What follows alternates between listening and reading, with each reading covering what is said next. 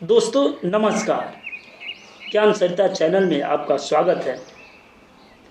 तेरे चरणों का दास बन जाऊं, हे नारायण, हमेशा के लिए तेरा खास बन जाऊं। भगवान किसी का मान घटाने के लिए और किसी का मान बढ़ाने के लिए कैसी कैसी परीक्षा लेते रहते हैं अपने भक्तों का। तो आज एक भक्त है मूर्ध्वज, उन्हीं का कथा सुनते हैं। महाभारत युद्ध की समाप्ति के बाद अर्जुन को घमंड हो गया वो कि श्री कृष्ण सर्वश्रेष्ठ भक्त है।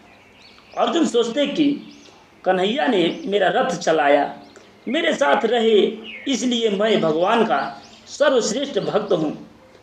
अर्जुन को क्या पता था कि वो केवल भगवान के धर्म की स्थापना का जरिया था।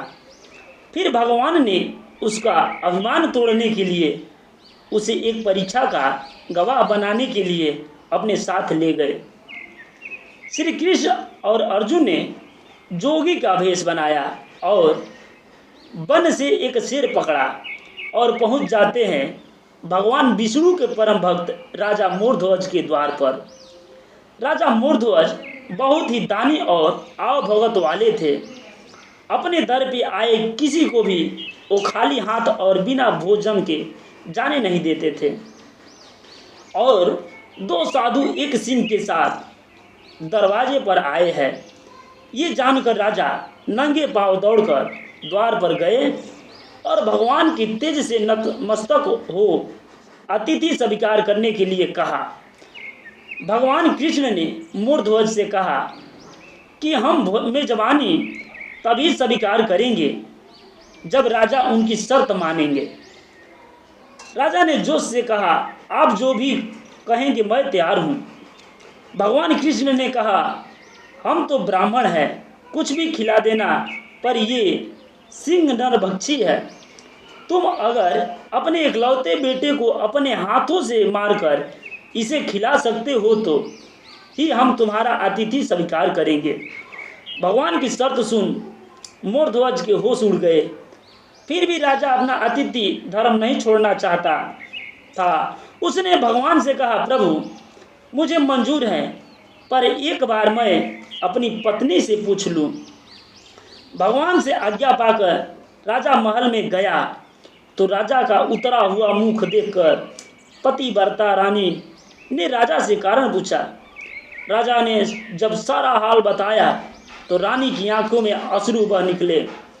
फिर भी वो अभिमान से राजा से बोली कि आपकी आन पर मैं अपने सैकड़ों पुत्र कुर्बान कर सकती हूँ। आप साधुओं को आदरपूर्वक अंदर ले आइए। अर्जुन ने भगवान से पूछा, माधव ये क्या माजरा है, आपने ये क्या मांग लिया? कृष्ण बोले, अर्जुन तुम देखते जाओ और चुप रहो। राजा तीनों को अंदर ले आए और भोजन की तैयारी की। भगवान को 56 भोग परोसा गया, पर अर्जुन के गले से उतर नहीं रहा था। राजा ने स्वयं जाकर पुत्र को तैयार किया। पुत्र भी 3 साल का था, नाम था रतन कुंवर। वो भी माता पिता का भक्त था। उसने भी हंसते हंसते अपने प्राण दे दिए, परंतु उफ ना की। राजा रानी ने अपने हाथों में आरी लेकर पुत्र के 2 टुकड़े किए और सिंह को परोस दिया। भगवान ने भोजन ग्रहण किया, पर जब रानी ने पुत्र का आधा शरीर देखा तो आंसू रोक न पाई। भगवान इस बात पर गुस्सा हो गए कि लड़के का एक फाड़ कैसे बच गया। भगवान रुष्ट होकर जाने लगे तो राजा रानी रुकने की मिन्नतें करने लगे। अर्जुन को एहसास हो गया था कि भगवान मेरे ही गर्व को तोड़ने के लिए ये सब कर रहे हैं। वो स्वयं भगवान के पैरों में गिरकर विनती करने लगा और कहने लगा कि आपने मेरे झूठे मान को तोड़ दिया प्रभु। राजा रानी के बेटे को उनके ही हाथों से मरवा दिया और अब रूठ के जा रहे हो, ये उचित नहीं है। प्रभु मुझे माफ़ करो और भक्त का कल्याण करो।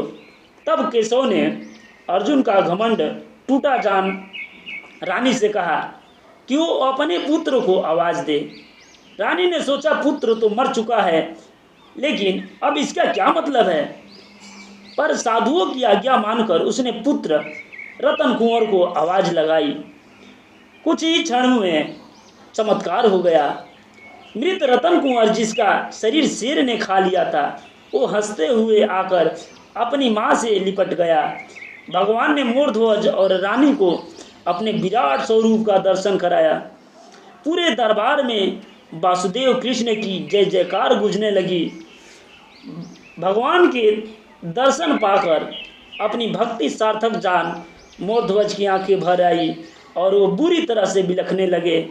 भगवान ने वरदान मांगने को कहा तो राजा रानी ने कहा, भगवान एक ही वर दो हमें, भक्त की ऐसी कठोर परीक्षा आने वाले युगों युगों तक आप कभी ऐसा न ले। तथा अस्तु कहकर भगवान ने उसको आशीर्वाद दिया और पूरे परिवार को मोक्ष दे दिया। तो तेरे चरणों का दास बन जाऊं हे नारायण, हमेशा के लिए तेरा खास बन जाऊं। तो धन्यवाद दोस्तों।